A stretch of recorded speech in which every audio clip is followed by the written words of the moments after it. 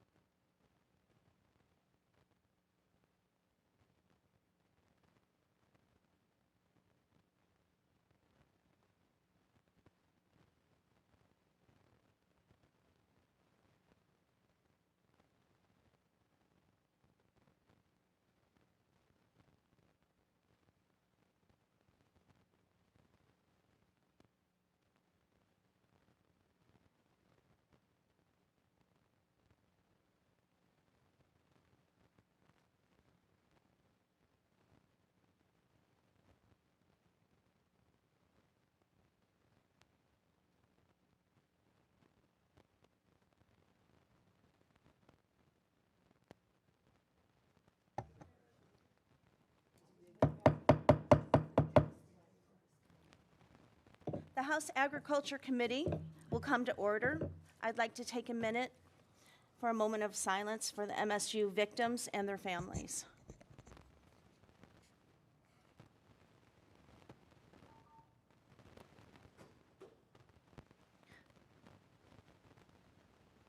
Would the clerk please read in the letter from Speaker Tate?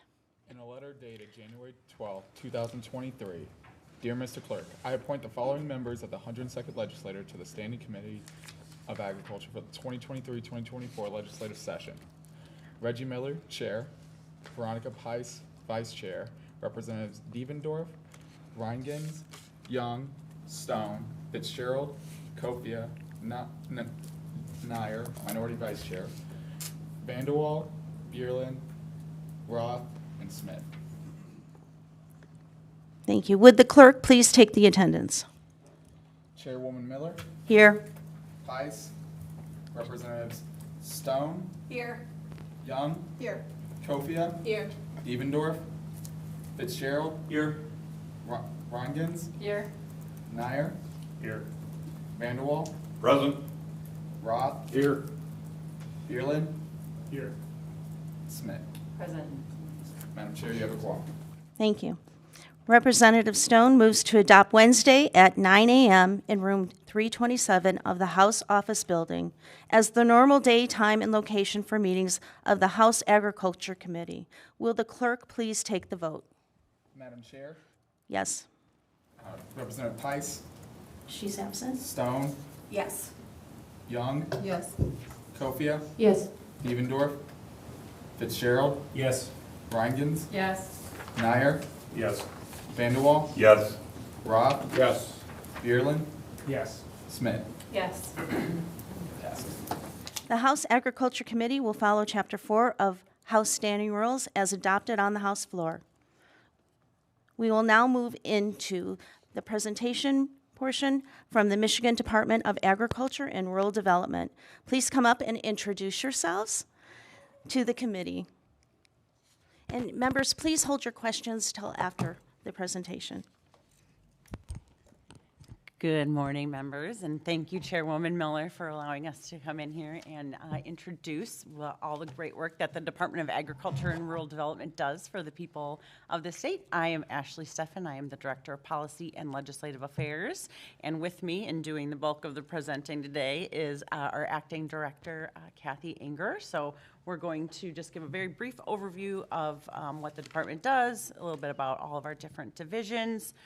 We're happy to take questions, and then we're also happy to come in with some of our division experts if you have some questions specifically about any of our divisions. So with that, I'll turn it over to Kathy. Thank you, Madam Chair, and thank you, committee members, for being here today to hear a little more about the Michigan Department of Ag and Rural Development. Again, my name is Kathy Anger. I'm the acting director, and am very pleased to have joined the department last year, and upon the retirement of the director, was made acting director. So I am very pleased to be here and see some familiar faces in the room. It's always good to see people that that we've met throughout the years and have an opportunity to present. So today, this is our policy presentation. We will be doing an appropriations presentation as well with the Appropriations Committee, Subcommittee, and Committee. But today we're going to talk about policy, and it's exciting to be here before you. So the department, let me get my right place here. There we go. Our mission is very broad. We assure the food safety, agricultural, environmental, economic interests of the people of the state of Michigan. And we meet that through our service, our partnership, and our collaboration. And we have 4 key goals: food safety, human and animal health, environmental sustainability, economic development, and efficient, effective government. And those are all going to be the focus of the work that we do this year and next. Just to give you an idea of what our department looks like, we have nearly 500 staff, and even pre-COVID, we were 50% hybrid. So many of our employees are inspectors, and they are out in rural areas, in the farms, they're in the cities, they're going about the stores, taking samples. But about 50% of our staff is in office. Our office is located at Conn Hall on Allegan, right around the corner here from the Capitol. And we have a very deep professional staff of veterinarians, sanitarians. You see the list there of the individuals. And it takes those professionals in order to be a successful department. We have 90-plus programs, and I will tell you that I have not looked into every one of them yet as director. I participate in a lot of meetings with a lot of these programs, but getting to know them, as you will find when there's 90 of them, to look at all of them in a month's time isn't possible. So I have been working very diligently with not only our staff, but our partners to look into what we can do better, what we can do differently, because I always believe there's room for improvement. So we are working diligently in those areas. So the highlights of our program: environmental sustainability, consumer protection, public health, economic development, grants, that's always a fun one, communications and education. And the thing that's interesting about the department, people look at it and say, you know, what is agriculture? Is that a farmer out in the field growing corn, wheat, soybeans?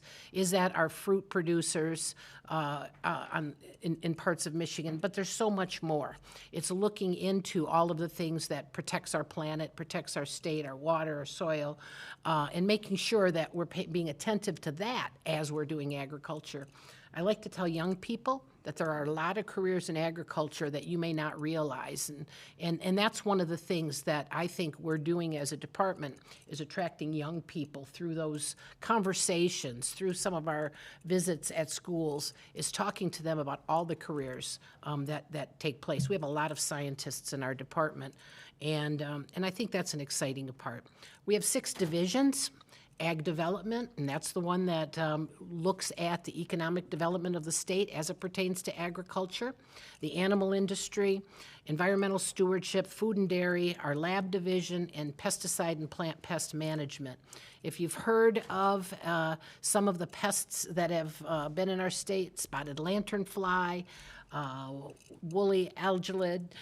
These are the things that go on in the pesticide and plant pest management division.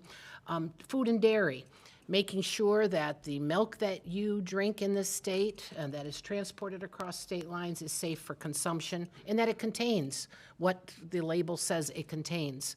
Environmental stewardship, looking after our meat program, taking care of soil and water issues, animal industry, making sure that our herds are safe in our state and that the production of animals is under surveillance for our state, that we are doing all the things we could to protect the meat that is in our state, the poultry.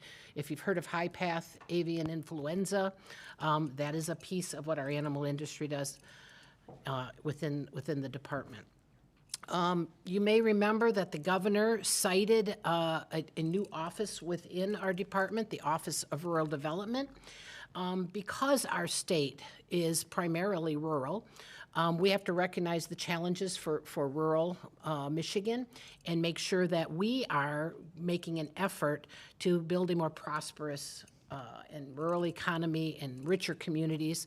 We have hired a director, Sarah Lucas, and now she has been joined by 3 individuals who are going to be working in that department or in that Office of Rural Development to make sure that we are attentive to the needs of our rural communities. And I know that's important to all of you, especially those of you who have very rural districts and no urban centers in your district.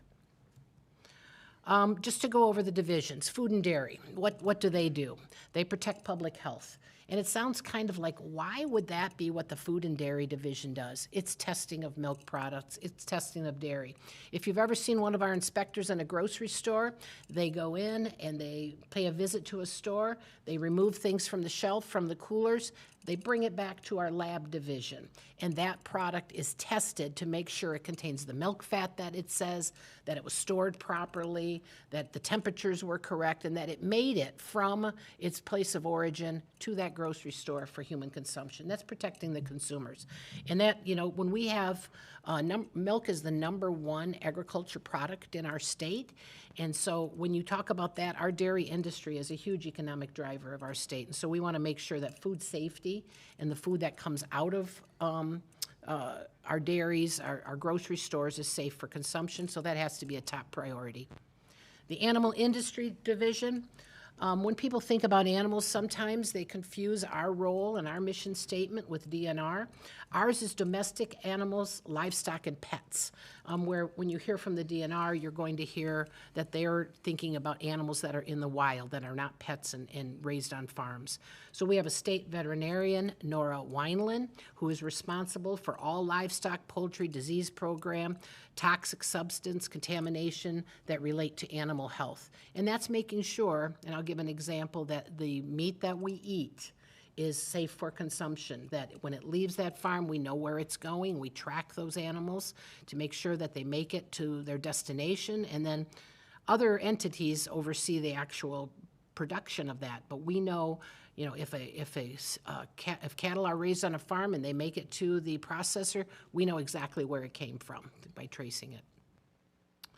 Pesticide and Plant Pest Management Division. This division is led by Mike Phillip and is referred to as Triple PM, so PPPM division. This has a lot of programs, enforcement of laws with agricultural products, export commodities. For instance, when we export things, making sure, or import, that something coming into our state, whether it's through an airport, whether it's on the rail, that it is good for consumption in our state, even wood products, making sure that no pests are coming into our country via, the bridge here in Detroit or the airport. There are plant pest management employees that are making sure that we are protecting our plant and nursery within our state. And it goes into groundwater as well. The lab division, that's our testing facility. We have 2 labs. One of them is on the MSU campus. We were closed yesterday, and Madam Chair, thank you for that moment of silence before the meeting. A lot of our employees are Michigan State graduates. As you could imagine, as the Department of Agriculture and Rural Development, it was a very tough day, throughout our state, but in our department in particular, I want to tell you, I appreciate that moment of silence for the tragedy that happened here in our state, for all of us and for those that were profoundly affected yesterday. This division helps safeguard our consumers. It's testing. It's making sure that those products that you're consuming, that your children are eating, are pathogen-free, are what they say they are on the label. One of the things that people don't realize that the Department of Agriculture is in charge of is weights and measures. At the gas pump, making sure that the fuel that comes out of that pump is exactly the gallon that you paid for. It's exactly what it says it is. We test to make sure if groundwater has gotten into that supply, into that underground storage tank. Recently, you may have seen that our team was at a fueling station, and unfortunately there was water, and we had to say, can't sell gas out of here anymore. And so that's the daily work that our team does. Additionally, there have been instances, and some of you, the representatives, was in your district, where there are skimmers on the pumps. And I'm looking at Representative Kofia. We were able to determine that those were put on there illegally, and law enforcement has assisted with that. That's another part of the department. We also have diagnostic testing for feed for animals to make sure that that the feed that they're consuming is appropriate. And so that's an important piece of the work we do at the lab. Environmental stewardship. This division oversees the MEAT program. We work with conservation districts. This is assistance to those conservation districts. Drain commissioners, the intercounty drain program happens out of this division. And it's right now, one of the focus of the division is working on the Western Lake Erie Basin, and we have a program happening there to contain the phosphorus that's in that area, and that's a high priority. Additionally, in the governor's recommended budget, you will see that there was additional dollars allocated, and I'm looking forward to that for the October 1 budget, that is for soil and water as well. And that's a piece of what is important and has not been done effectively, and we need to do more. The Ag Development Division, this is growing our food, agriculture, forest product industries throughout the state. The interesting part of this division is, yes, we do grants, but the other part is attracting business to our state, making sure that we are diligently seeking agriculture businesses. At any time, people like to say it's either the number 1 or number 2, and oftentimes it's the number 2 business in our state is agriculture. We do not want to lose standing there. And so this division is continually working with existing businesses to retain them, to help them be prosperous in our state, and also looking at bringing industry to our state that is in other places, or growing the businesses that are here. On your desk, there's an accomplishments card that I would ask you to look at. I want to highlight a couple of those accomplishments for you.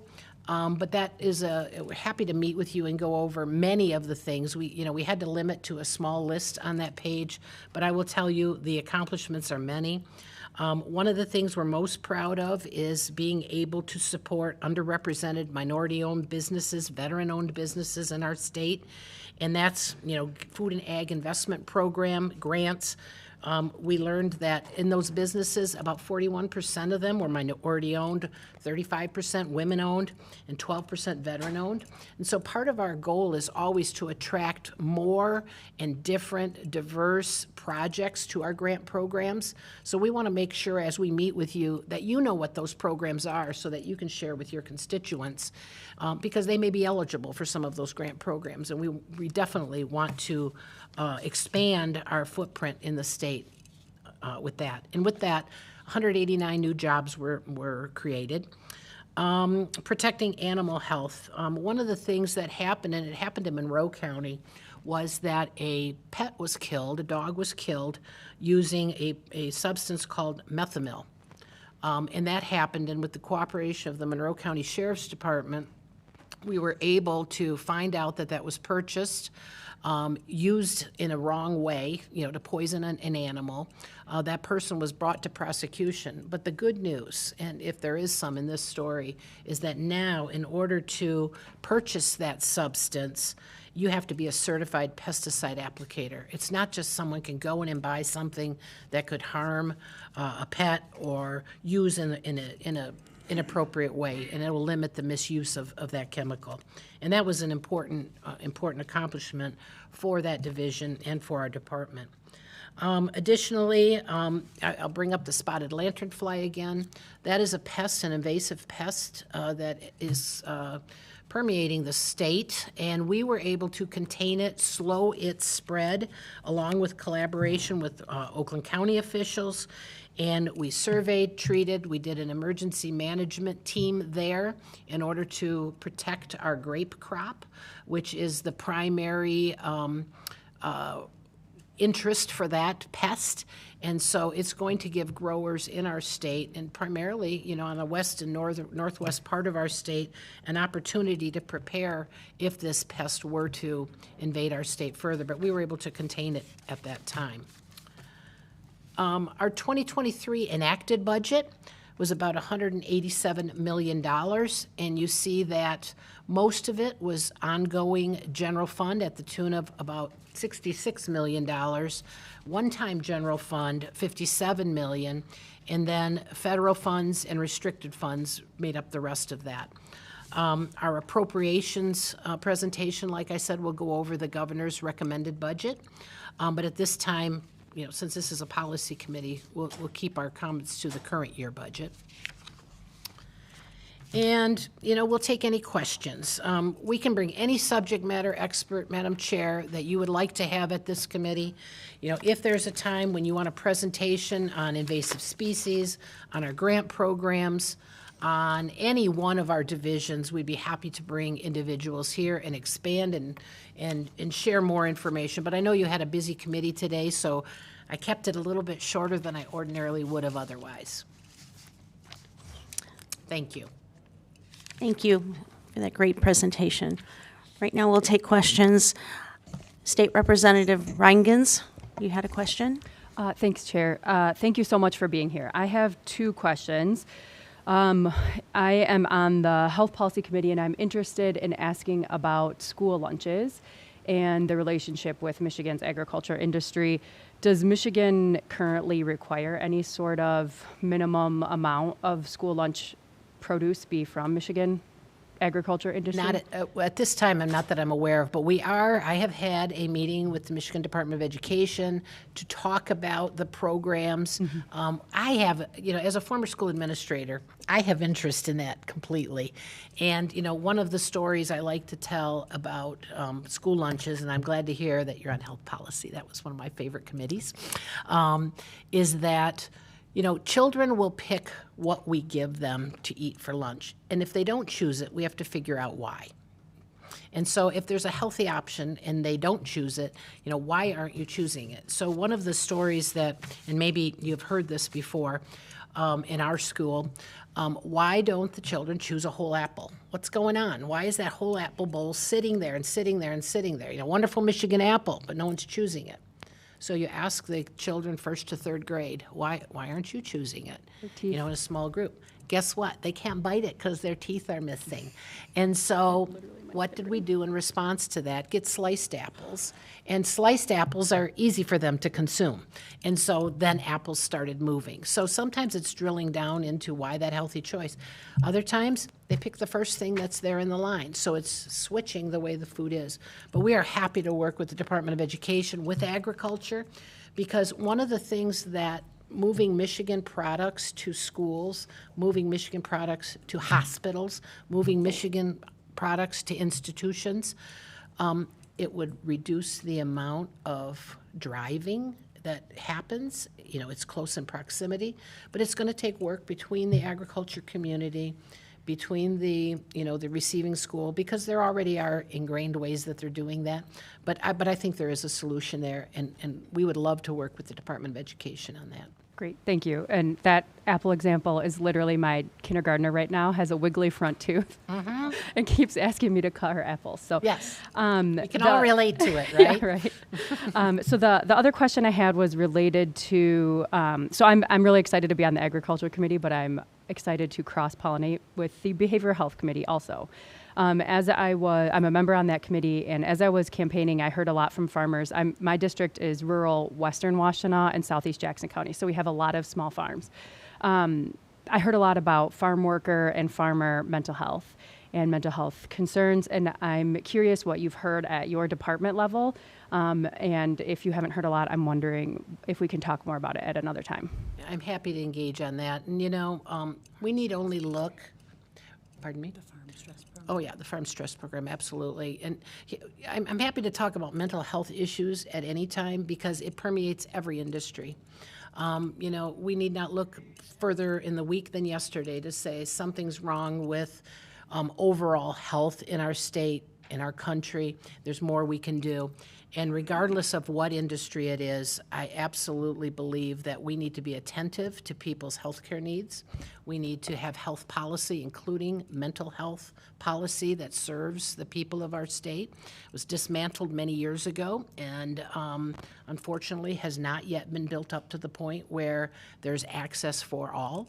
And quite frankly, regardless of the industry representative, I would be fully supportive of making sure that our farm workers, those that are, whether they are migrant workers and guests to our state, or whether they are owners, operators, worried about weather conditions, soil conditions, you know, it's a lot of stress to run your own business, and be very supportive of talking with you further on that. Thank you. Representative Stone. Thank you, Madam Chair, and thank you for your testimony. Could you talk a little bit about what MNARD is doing in the area of urban agriculture? That is one of the most exciting pieces of agriculture, I think, for everyone. And it creates a whole different option for agriculture to look at things like micrograins, lettuces, small space gardening. I visited Planted Detroit recently and found that in an old warehouse factory type building, they were able to grow and produce salads, an entire salad actually, that they would box up and send to, you know, different grocery stores, different institutions, hospitals, and grow this in downtown Detroit. If you'd have driven by it, you'd have never known it existed. Absolutely didn't know it existed. I visited Eastern Market where they're doing some of the same kind of work, where they're doing urban planting. They're getting ready for their season now.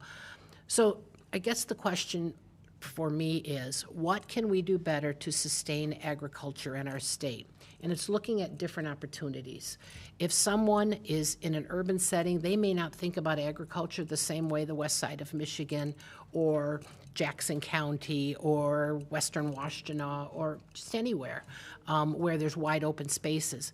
It doesn't have to be productive, to have it as an industry, to make money at it. You do not have to have thousands of acres, and you can do that in a way that is productive. So we are supportive of that. That's something that I've visited those places and will continue to do that and encourage ag development grants for those kind of industry And I'm excited to say that, we have an urban farmer on our Ag Commission, Andy Che, and so he's very supportive and brings that knowledge to the commission as well. Representative Diefendorf, you have a question? No, I'm sorry. That's fine. Thank you so much, Madam Chair. I am asking a little bit about your talent development mentioned there early in the presentation, discussing, the health of the economics of the agriculture industry. With regard to attracting people into the agriculture industry and into MDART even, you said, scientists and different vocations within the industry, but with regard to farming itself, do we see that there is a talent dip of people actually going into production of various agricultural commodities and products?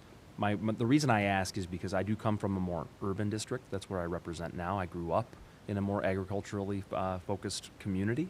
I don't believe that we have issue with going into rural areas and talking with students about going into a more maybe commercialized or urban setting for their work. We have maybe a little bit more of an issue going from an urban setting into a more rural setting for their vocation. I'm just curious about what maybe MDART is doing to, one, outreach to those students and those young people who may be considering careers in agriculture, and what effect that might have here going forward. Thank you. Well, we absolutely have staff that attends all kinds of job fairs.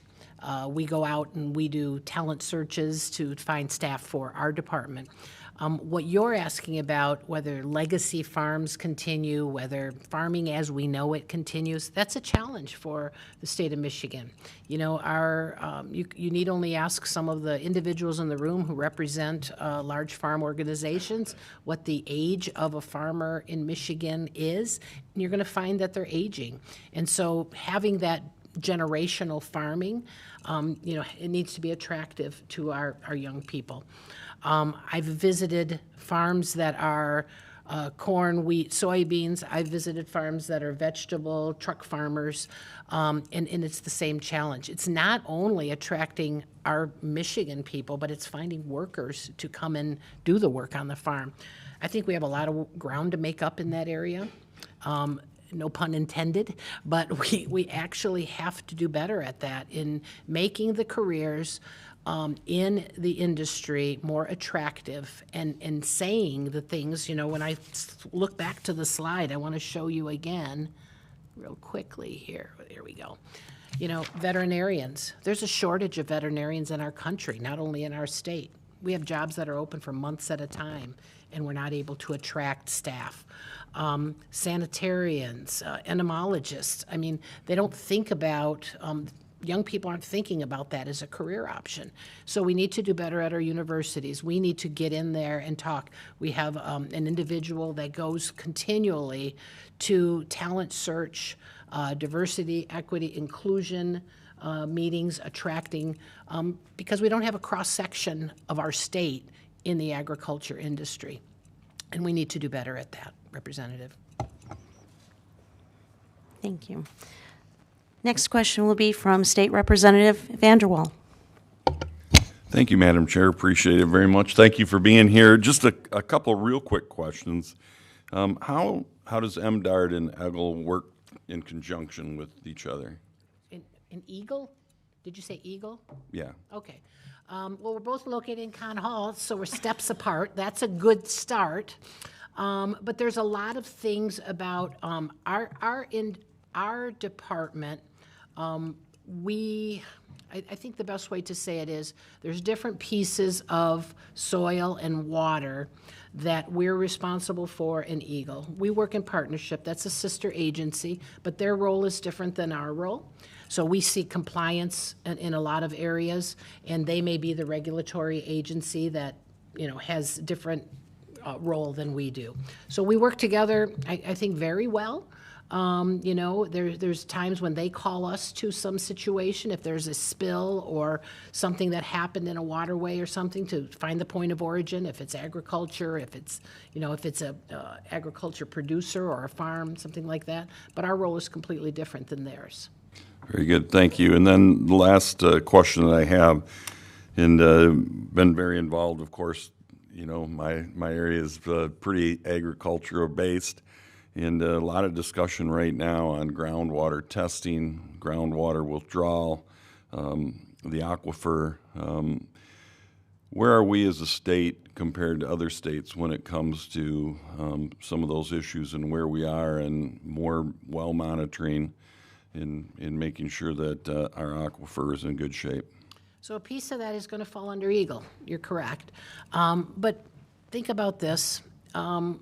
With us having the #1 ag industry in the country with a fresh water source, we want to do everything possible to protect that, right? Water withdrawal is a piece of that. Testing to make sure that, in my world, I'm going to say the agriculture component, that we're not putting more into our lakes and streams and creeks than is being used on that farmland. We want to make sure when there's runoff that it's not tainting, and that's why we're doing all of the work in the Western Lake Erie Basin, and it needs to be stronger. A report came out recently showing that we are far underfunding what we need to be doing in order to protect our state's ground and water. So compared to other states, I mean, we have a different situation than they have. They don't have the fresh water we have. They don't have the ability to, you know, to be in the middle of all of that. They do different things, and Ohio is failing in the Western Lake Erie Basin far more than us. But at the same time, our part where we contribute to that basin is something we need to pay serious attention to.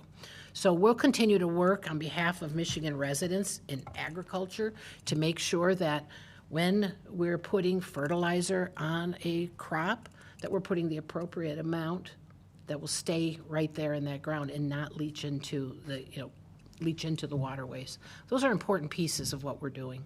Thank you. State Representative Roth. Turned off my You mic. share nicely with those. The senior member took most about of to my rip it out. questions, but I will add just a little bit or maybe get clarification here. As a licensed pesticide sprayer myself, we will be communicating with MEEP and recreational side of that also. My, if you will, expertise is in the more recreational end of it, not the farm end of it. So anyway, his question on how you work with, I'll be nice today, Eagle. Is there jurisdiction or authority over either one? Let's say, we'll take Mr. Vanderwall's question about water withdrawal. Does Eagle ultimately have the authority, or does MDAR have the ultimate authority over that? So I think the ultimate authority may be a little bit of a interesting way of saying it, Representative. So we each have our own authority on what our role is. When you talk about being a certified pesticide inspector, you deal with triple PM, Yep, right? You deal with absolutely. that division only. When you put that chemical out there, there may be times when you interact with us, there may be times when you interact with Eagle. Is that correct? Yep. Yes. So there's different jurisdiction, and I would not want to speak to their jurisdiction and what their authority is. I would not be able to comment on that. And I think there'll be a time when you might have an opportunity to ask them that question. That would be wonderful. Thank you. State Representative Nyer. You have a question? Yeah. Thank you, Madam Chair.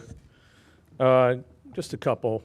In a round figure, do you have recent numbers as the amount of agriculture production dollar-wise that we produce in this state?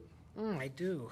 Are we at, we're in the billions here, so I don't have that at the tip of my tongue. Madam Chair, if I could send that after the meeting, because here's why.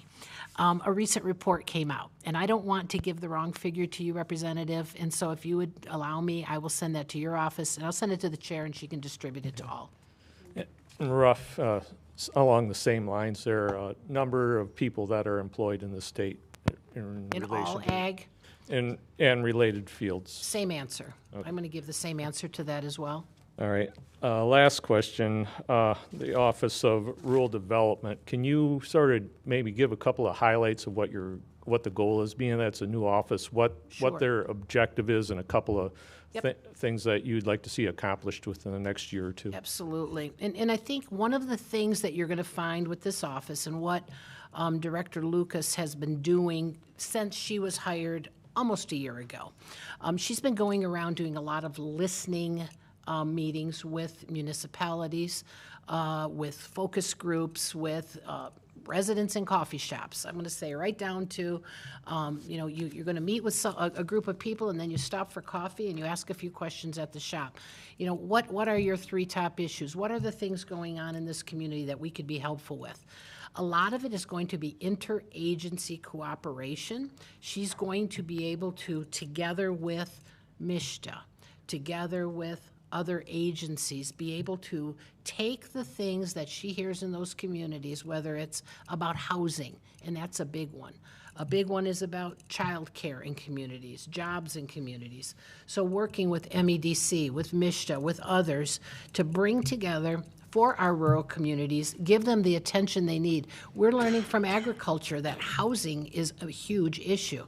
I spoke with 2 groups in the last 3 weeks, I was going to say 2, but it's 3, where in order for the business to be sustainable, they are buying hotels in their community, they're building apartment buildings in the community, and so that their employees have somewhere to live.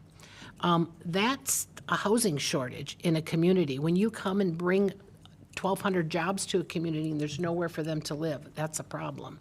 So that's the kind of work she's doing, is creating this conversation now where she learns what the issues are in our rural communities and bring together help from the state of Michigan, whether it be, a housing issue, an education issue, to that community.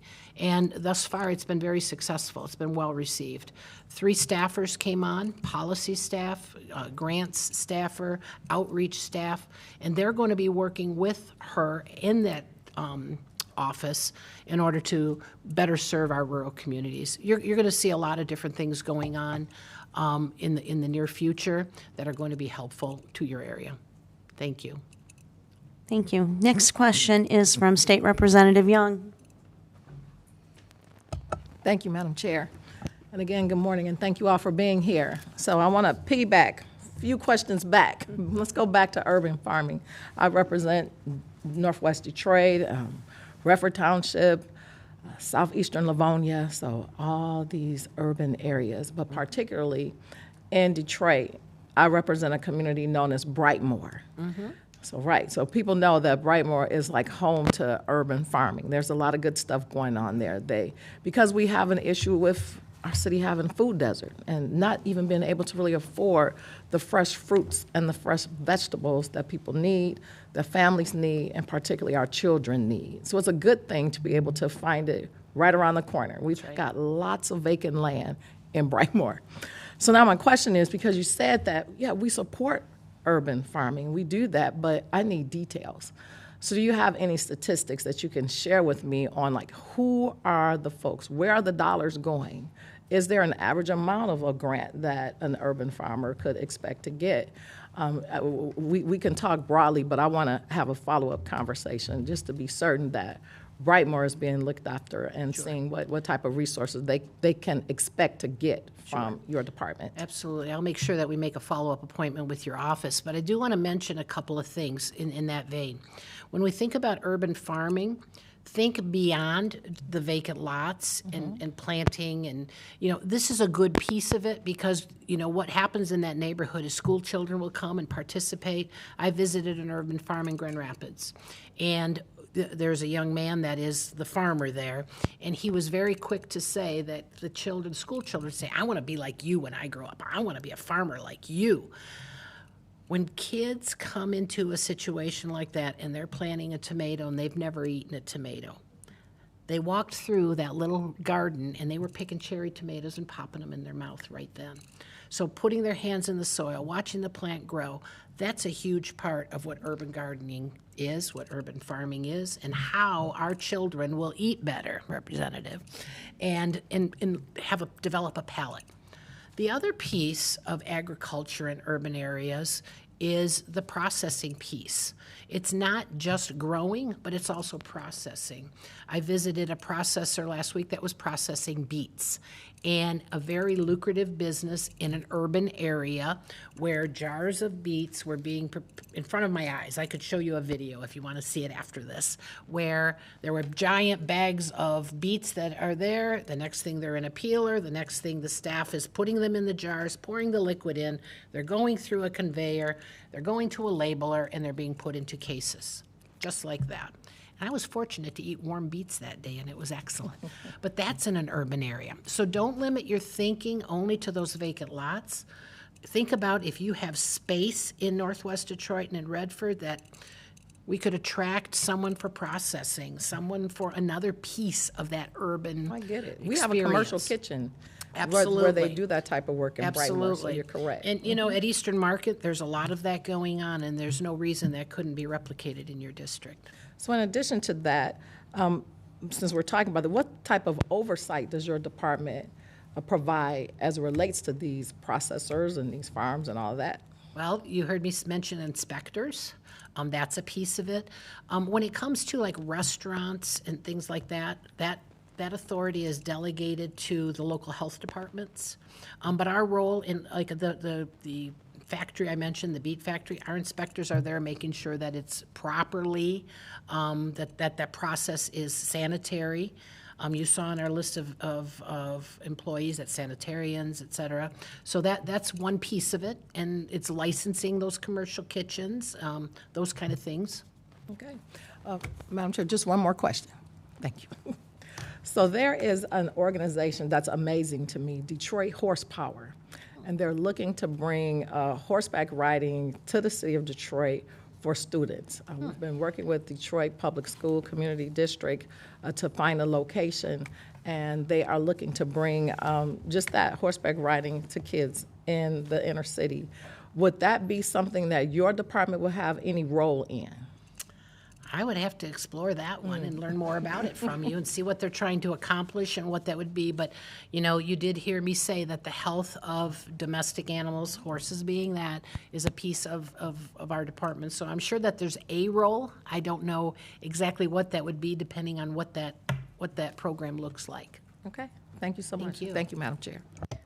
Thank you for being so gracious for all these questions. We just have a few more before we wrap up. It's an exciting committee. Yes, it I is. didn't know it would be this exciting, did you? Firing minds. I have the next question from State Representative Diefendorf. We're making agriculture exciting again, we promise. So absolutely, I'm so glad we got onto the subject of urban farming, but especially as it relates to our underserved communities, urban farming, and how urban farming can grow.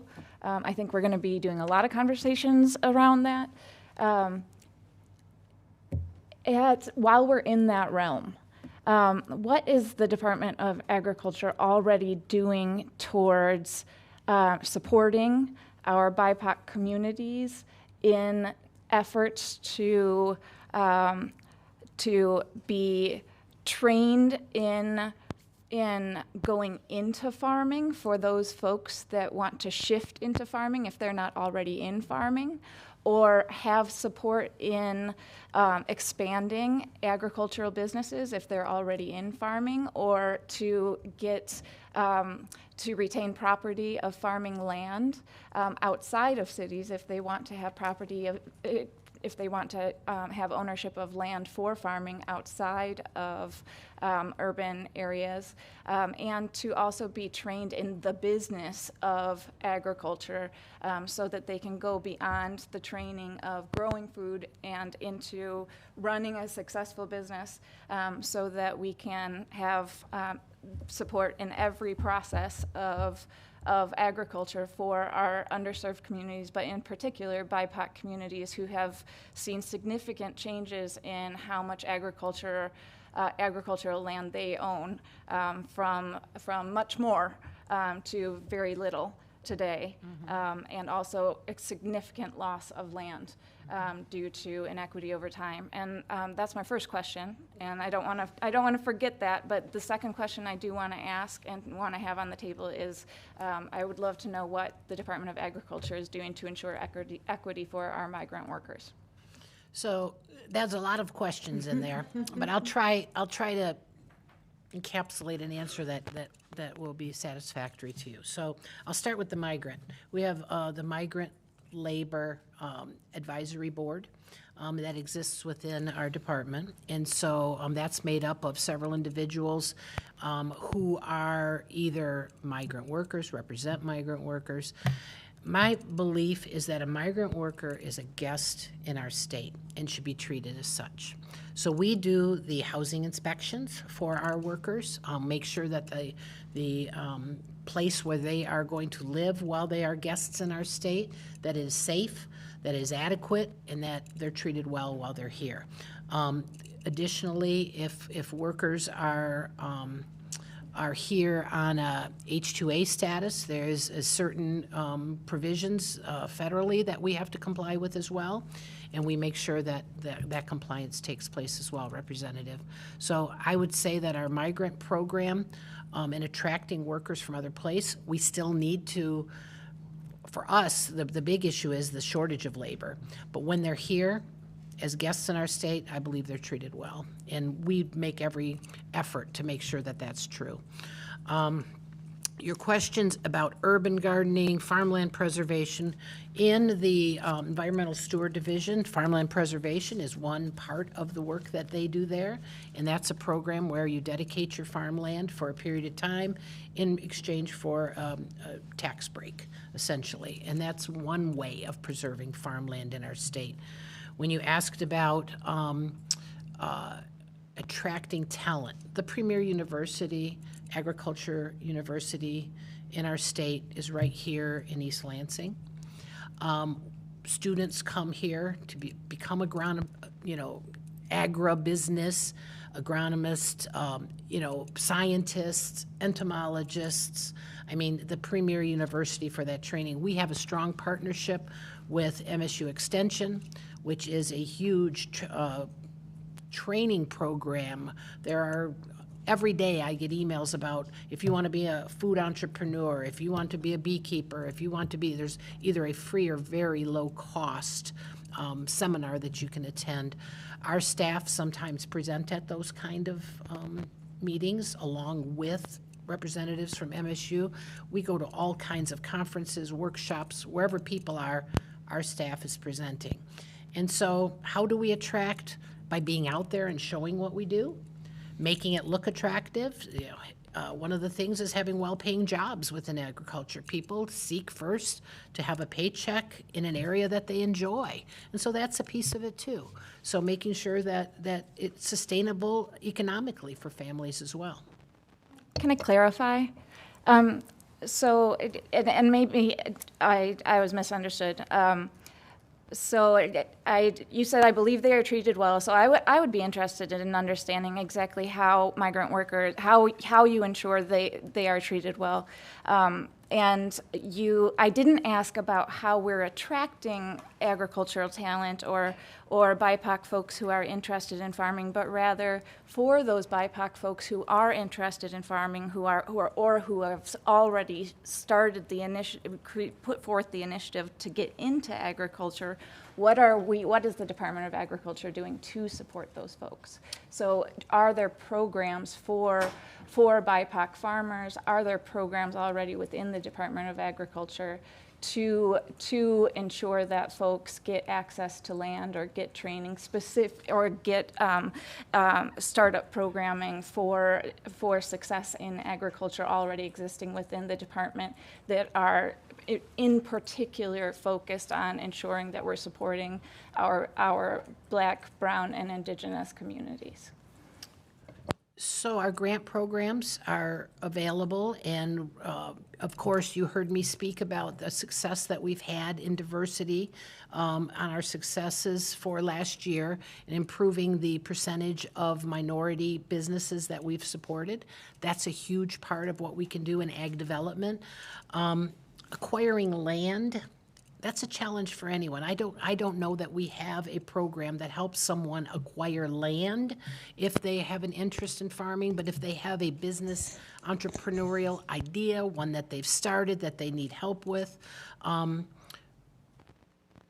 We have had at Ag Commission, and that may be something that's of interest to you, where we present the grant opportunity, the recipients, and they come and sit at Ag Commission, introduce themselves, and their grants are explained and awarded.